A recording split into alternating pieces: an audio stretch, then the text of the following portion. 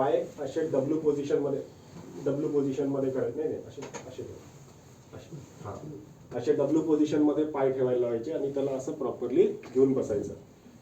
कपडा व्यवस्थित लूज करायचा, कोणाला तरी ॲम्ब्युलन्स आणायला सांगायची, तोपर्यंत त्याच्याशी फक्त असं बोलत राहणे.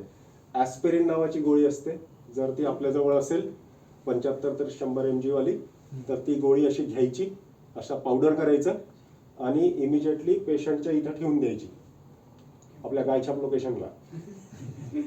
ठीक आहे.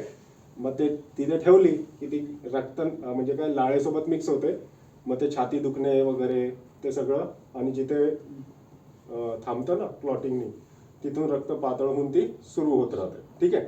म्हणजे त्याला त्रास कमी होतो. आणि कधी कधी हार्ट अटॅकमध्ये म्हणजे बऱ्याचदा काय होतं, कार्डियक अरेस्टची सिच्युएशन आहे ती कधी डायरेक्टही होते, कधी हार्ट अटॅकनी कार्डियकमध्ये जातं.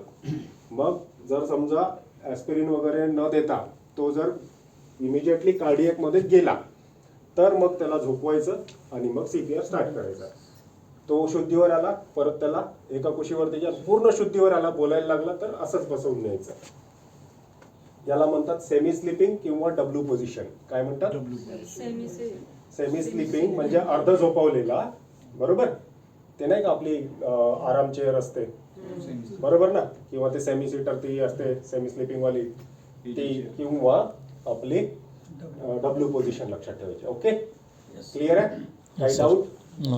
हा, या दोन गोष्टी का